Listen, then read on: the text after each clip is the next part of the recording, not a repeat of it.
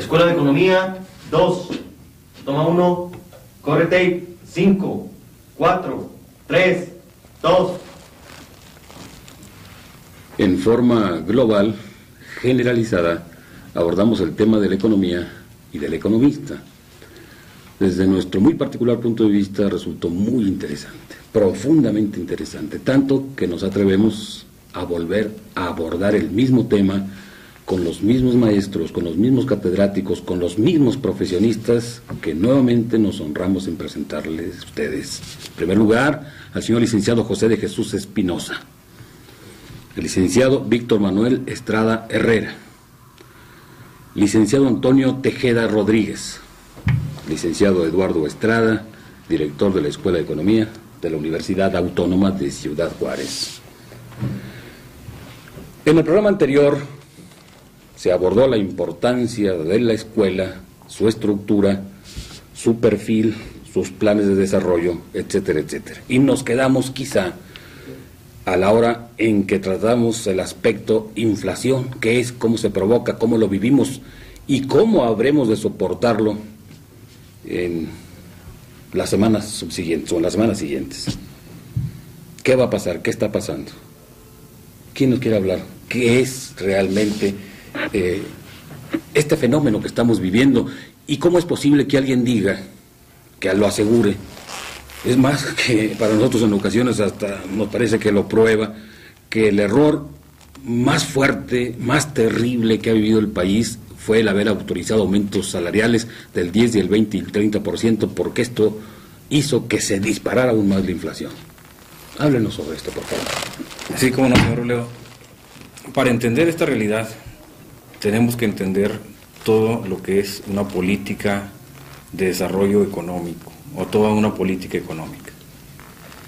Y lógicamente, para poder explicar, como se ha dicho ya, la situación actual, tenemos que citar el antecedente inmediato. Y quiero hacerlo en la siguiente forma. La política económica que se siguió en el sexenio pasado fue una política de liberalización, por decirlo así, de las fuerzas económicas. Se liberaron una serie de políticas, se dio luz verde, se dio facilidades, ampliaciones, en fin, estímulos a toda una serie de actividades, entre ellas las importaciones.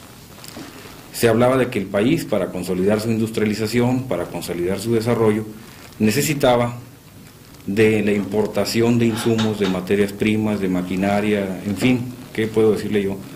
De todos aquellos medios de producción que el país requería para poder crear los empleos y crear los ingresos que la población está demandando y va a demandar en el futuro. De esa manera se dio puerta abierta a una serie de importaciones, basados en que el petróleo nos iba a proporcionar, la venta del petróleo en el exterior nos iba a dar los recursos para poder financiar ese gasto. Sin embargo, creo que se abusó de la libertad, abusamos todos de esa libertad, y yo quisiera señalarlo así, y vamos a encontrar que al hacer una evaluación final nos endeudamos más de lo que podíamos haber hecho, esto a nivel país. Si a esto le agregamos que la política económica que se siguió, es decir, cómo financiar un gasto público, cómo financiar los programas de gobierno que se creaban, cómo financiar todos aquellos programas que se estaban desarrollando, en donde se creaban empleos, se abrían empresas, se creaban nuevas instituciones, pues todo esto estuvo financiado a base de la contratación de una deuda externa y a base del crédito y a base de del crecimiento de lo que se llama la masa monetaria, o sea, la cantidad de dinero que existe en el país. Estas de por sí son medidas altamente inflacionarias, son medidas que vienen a acelerar el proceso de elevación de precios. El darle más capacidad de gasto a una economía, el otorgarle más dinero a una economía que está limitada, que tiene fallas de estructura, pues es en cierta forma entregarle los medios para que los precios se aceleren. De tal forma que nuestra economía en los últimos 3-4 años ha venido sufriendo un proceso inflacionario que culmina ahora en el 82 con la inflación más alta que hemos tenido en toda la historia reciente. una inflación que a nivel país se habla llegará arriba del 100%. Esto, nada más para igualarlo, nos sitúa en una situación crítica tal como la ha tenido los países de la América Latina, una Argentina, un Uruguay, un Chile. Esto naturalmente se acelera por los aumentos salariales que se otorgaban cada año, y en esta ocasión se otorgaron por 2 veces, así como también por las autorizaciones en aumento de precios a muchos productos básicos y a muchos productos complementarios. ¿Como consecuencia de los aumentos de salarios vinieron los aumentos de precios? Es una carrera, es un fenómeno que se da siempre hilado. El proceso inflacionario se caracteriza porque después de los aumentos de los precios se va a presentar necesariamente un aumento de los salarios, una petición de parte del sector trabajador hacia el aumento de salarios. Y consecuentemente el aumento de salarios traerá un aumento en costos internos de producción de las empresas, que se traducirán a su vez en un aumento de los precios finales de los artículos que las empresas venden y que a su vez las gentes compran. Es una carrera que no tiene fin. Es una carrera que, si se estimula y no se para en un momento, seguirá constantemente. Eso se ha calificado, perdón la interrupción, se ha calificado como una burla al trabajador. ¿Por qué se le autoriza que se le aumente el salario sabiendo que va a ser peor todavía? Va a resultar más perjudicado. Se le autoriza un 20% o un 30% de aumento a su salario y luego le venden los artículos que necesita con un 50, 60, 70, hasta un 100% más. Se puede llamar un abuso, pero es el resultado de una política que yo señalaba en un principio, una política liberal, una política económica liberal, en donde se da rienda suelta a los sectores económicos para que hagan sus peticiones y no se ejercen los correctivos o los frenos que se merecen tomar en los momentos adecuados. Pero también escuchamos que de no ser así se estancaría la producción y sería fatal para el país. Eso es precisamente lo que le solicitamos a ustedes, que nos expliquen, que nos orienten sobre el particular. Mire, ahorita el licenciado Estrada comentaba algo muy importante, los costos. Está programado que en la industria se supone que el costo de mano de obra debe repercutir entre un 30 o 40% de sus costos totales. De tal forma que si usted incrementara los salarios en esa proporción deberían incrementarse los precios. Pero realmente, ¿qué es lo que pasa? Pues que de la industria, el industrial no es el que vende directamente al público, sino que hay una cadena, ¿verdad? Que se va al industrial, al mayorista, minorista, etcétera, ¿verdad?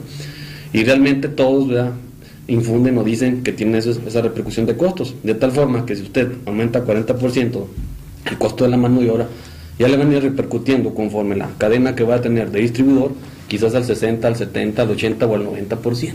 Todo el mundo aduciendo que se le incrementan los costos de mano de obra. Realmente, si incidiera, ¿verdad?, la proporción de mano de obra dentro del precio, no debería ser más del 40 o el 30%, está calculado. Pero realmente, ¿qué pasa? Bueno, pues que la cadena, ¿verdad?, es muy larga y que cada una de las personas que participa pues requiere utilidades. Y quizás, ¿verdad?, aproveche este tipo de situaciones para incrementar más rápidamente sus utilidades. Lo cual, ¿quién es el que paga? En última instancia, ¿quién es el que paga? Pues el consumidor, ¿verdad? ¿Puede considerarse entonces que es una actitud demagógica la de los empresarios que aducen no podemos aumentar salario cuando realmente a ellos les conviene, resulta beneficioso? Ellos siguen percibiendo sus propios beneficios, sus mismos beneficios o más. Realmente el industrial yo lo considero como la persona que participa más activamente en el proceso productivo. Realmente yo creo que el industrial tiene razón en aducir que pues, sí le puede repercutir los costos, pero el comerciante, ¿verdad?, que es en última instancia el que menos riesgo lleva, porque el comerciante, ¿qué es lo que hace? Nada más almacenar la mercancía y venderla, ¿verdad? El industrial tiene que buscar materia prima, tiene que buscar mano de obra, ¿verdad?, tiene que buscar tecnología y tiene que arriesgar, tiene más riesgo su capital y sin embargo las utilidades son más bajas. Si usted lo ve estadísticamente hablando, son más bajas las utilidades de un industrial que de un comerciante.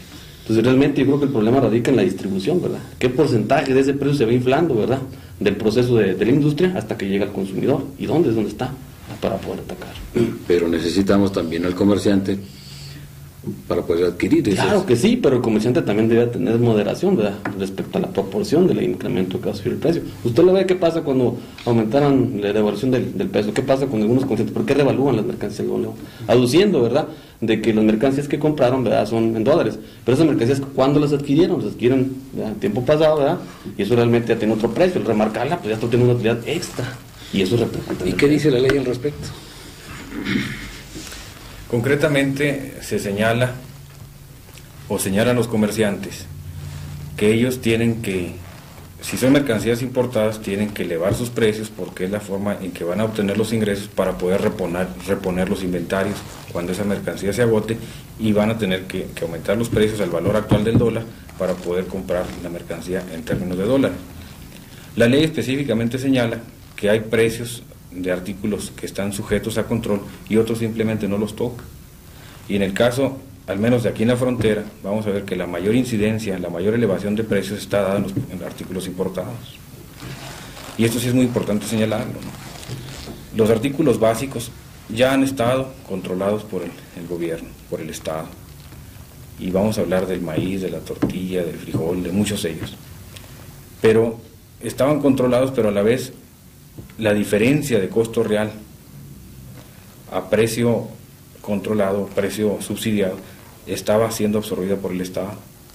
De ahí que esa política de vender artículos a precios controlados, a precios subsidiados, estaba incidiendo, estaba afectando a las finanzas del sector público, de tal forma que el Estado mexicano tenía que contratar deuda para poder seguir vendiendo esos precios, esos productos a precios subsidiados. Señores economistas, hay dos cosas que nos inquietan en forma muy especial.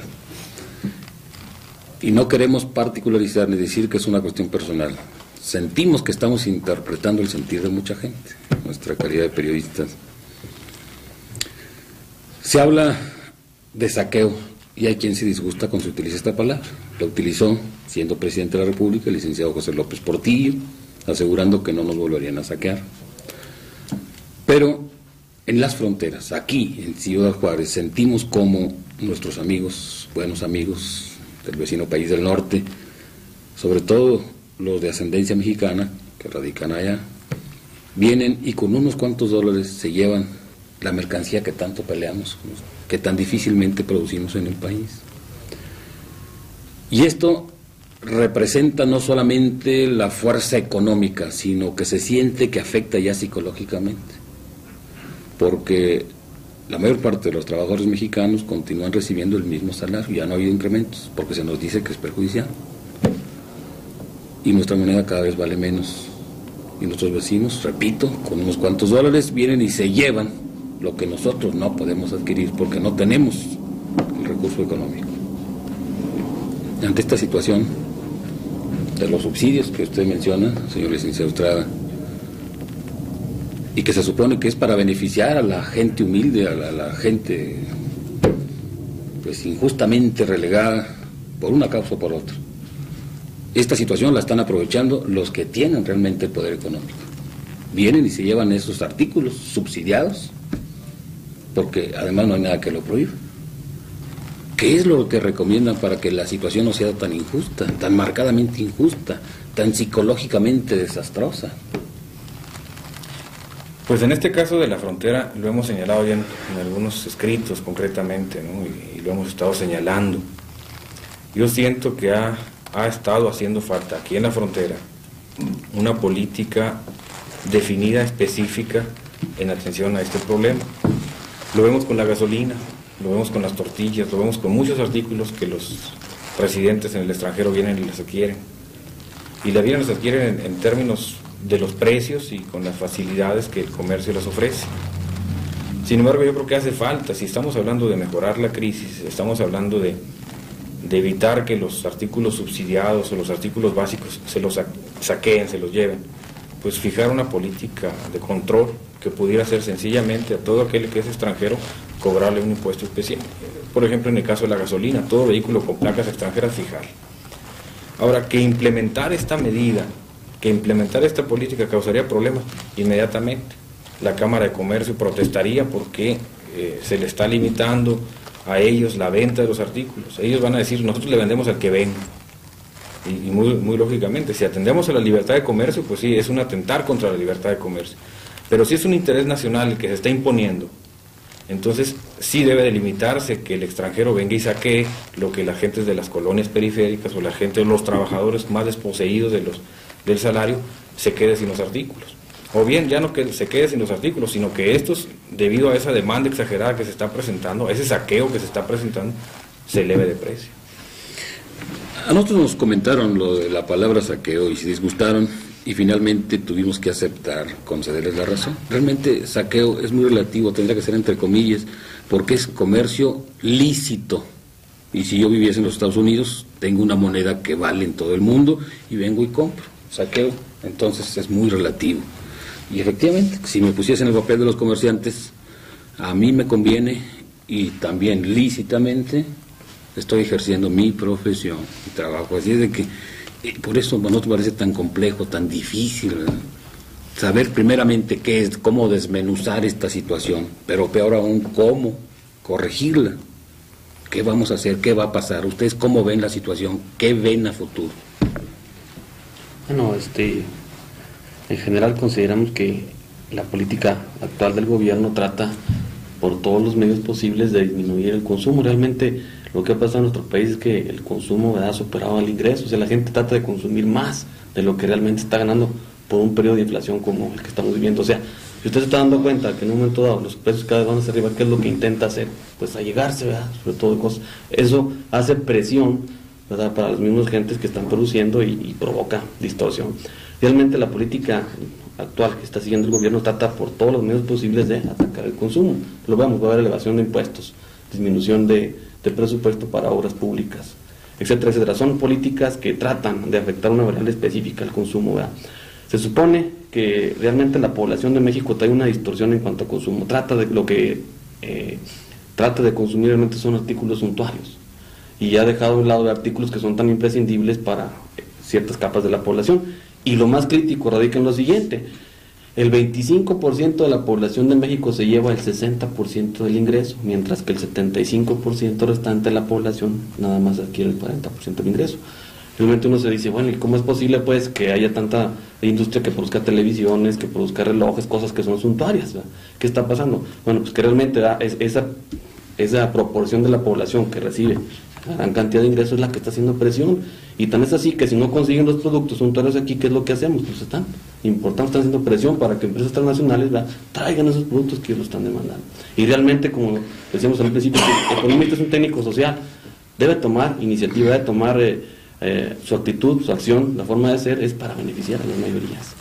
Como ahorita mencionaba, licenciado, los subsidios, pero realmente los subsidios todos participan. Realmente, aunque se subsidie las tortillas, se subsidie X producto, realmente no es nada más para una determinada capa, lo participa todo el mundo. Y tan es así que hasta gentes que no son de nuestro país también utilizan ese tipo de subsidios. Como nosotros utilizamos los artículos cuando los necesitamos en Estados Unidos y que muchas veces no se producen aquí, por eso es tan discutible. Sin embargo, déjeme detenerme un poco en lo que usted menciona, porque ya en varias ocasiones ha subrayado lo de los artículos suntuarios y ahora mencionó lo de los relojes, por ejemplo. Suntuario, al decir suntuario, ¿qué estamos diciendo? Algo superfluo. Superfluo, de lujo, ¿verdad? Algo que no se considera dentro de lo más elemental. De las necesidades. Y sin embargo, se ha mencionado como suntuario un automóvil o un reloj que para el trabajador es indispensable, definitivamente, como un saco, como una camisa, como una corbata, como unos calcetines. Para nosotros, se lo digo con todo respeto, maestro, no es suntuario. Pero vamos a ver qué tanto la población realmente es suntuario. Quizás para nosotros no lo sea, ¿verdad?, por la proporción del ingreso que yo gano. Si yo gano 50,000 al mes o 60,000 o 100,000, pues realmente no. Pero una persona que gana 8,000 pesos o 10,000 al mes, pues realmente sí. ¿Qué va a hacer si necesita un reloj? No se puede considerar suntuario. Y mi opinión, claro, yo respeto la de ustedes. Claro, y estamos esperando que quien nos está viendo en este momento pueda también tomar un partido, tener su propio criterio, su propia opinión, lógico. Realmente un reloj normal, pues quizás no se considera tanto como suntuario, pero usted ve que hay relojes de oro y que traen brillantes y demás, y pues dice uno, bueno, ¿y esos quién? Realmente si hay relojes es porque los consume, sí, porque el comerciante no tiene productos que no los venda, ¿verdad? Entonces es de donde se enfoca, ¿verdad? ¿Cómo es posible que si estamos hablando de crisis, realmente vea usted gente, ¿verdad?, que traen relojes que valen pues una millonada, ¿verdad? Miles y miles de pesos, sí. Señor licenciado Espinosa. Pues efectivamente considero yo que el término suntuario es demasiado relativo, porque usted lo mencionaba hace un momento. Un reloj es un reloj y es vamos a decir, un objeto para servicio y servicio indispensable. Pero lo mencionaba atinadamente el licenciado Tejeda, que si bien es cierto que un reloj, vamos a decir de plástico, porque el mercado los fabrica a precios demasiado accesibles, económicos, da la marca y brinda el mismo servicio, ¿verdad?, al trabajador que un reloj de oro. Entonces yo creo que en relación a los dos tipos de artículos, el reloj de plástico y el reloj de oro, tendríamos que considerar semejante artículo, ¿verdad?, que da las mismas servicios, considera suntuario a cualquiera de los dos, y lógicamente estamos considerando al reloj de oro como artículo suntuario. Entonces en ese bien o en ese servicio podemos poner comparación, vamos a decir, en un automóvil. El automóvil de bajo precio, pues es el automóvil, vamos a decir, de modelo no muy reciente, un automóvil que está hecho para que lleve al trabajador a su trabajo, ¿verdad?, a hacer sus compras o sus necesidades más apremiantes, pero no vamos a considerar dentro del automóvil no suntuario o necesario a un Mercedes-Benz, por ejemplo, ¿no?, que ahí en ese caso ya sí sería o estaría clasificado el automóvil como suntuario. Entonces yo creo que a eso se refiere, o a eso tendrá que referirse la situación de bienes suntuarios, o sea, de bienes que están considerados como de lujo, ¿verdad? Sí prestan o pueden prestar un servicio, pero que no son muy necesarios. Sin embargo, ahora que usted lo dice, uno piensa y reflexiona. Vivimos en un país que nos permite llamarnos democráticos, y si nosotros trabajamos, ahorramos, conservamos, podemos llegar a tener una fortuna pequeña o grande, y se supone que eso es para disfrutarla y no dejarla simplemente a los herederos. Entonces, si alguien llega a tener recursos económicos, se puede dar el lujo de adquirir artículos suntuarios, y lo que usted decía, entonces tendría que pagarlo de acuerdo a como lo señala el mercado, pero preferentemente hacemos referencia a lo indispensable, a lo que realmente necesita el pueblo para que no se sienta tan agobiado. Y ahí es donde entra la participación del economista, que es lo que recomienda para que no haya cada vez más y más y más cargas, porque por una parte se le retiene el salario o el aumento del salario, aduciendo que si quiere más, habría más inflación. Y por otra parte, el mismo gobierno produce y produce más y más billetes, más y más moneda, sin que esté respaldado por la producción, según escuchamos o leemos de los mismos prestigiados economistas del país. Entonces, la realidad, otra vez volviendo a lo mismo, decía yo al principio de la plática que en el sexenio pasado se gozó de una política muy liberal. Se derrochó dinero, se derramó dinero, se generaron los ingresos y los programas para que la gente adquiriera un nivel de vida mejor. Pero un factor muy importante, la falta de educación en el concepto económico, la falta de educación en lo que es el gasto, la racionalidad del gasto.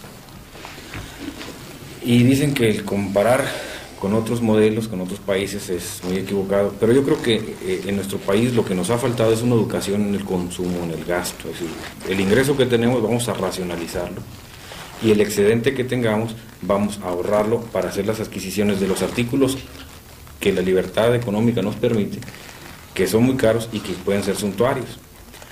Pero si estamos desviando los ingresos básicos que son necesarios para los artículos básicos y los estamos utilizando para hacer inversiones o compras de artículos de alto precio, pues estamos haciendo un mal uso de los ingresos. Y ahora, la política que viene a futuro, yo creo que es un castigo, como lo señala el licenciado Tejeda, un castigo al consumo, para efecto de que todos moderemos nuestro consumo y los desviemos únicamente a lo que va a ser y está por salir próximamente una canasta de productos básicos y esenciales. que tendrá que pagar la clase pudiente o la clase trabajadora con sus impuestos, definitivamente. Sin embargo, otra vez el tiempo se nos echó encima y este tema tan apasionante vuelve a quedar inconcluso. Hay tantas y tantas preguntas que quedan en el tintero que nos sentimos obligados a volver a tratar el tema. ¿Cuándo? No lo sabemos, pero definitivamente muchas preguntas quedaron pendientes y estamos seguros que muchos planteamientos también. Por hoy les agradecemos profundamente su atención y les rogamos que estén pendientes. La Universidad Autónoma de Ciudad Juárez tiene interés en dialogar con ustedes, en no solo hacer planteamientos, sino análisis de la forma en que vive y que podrá vivir el mexicano, sobre todo en las fronteras. Muchas gracias por su atención. Hasta pronto.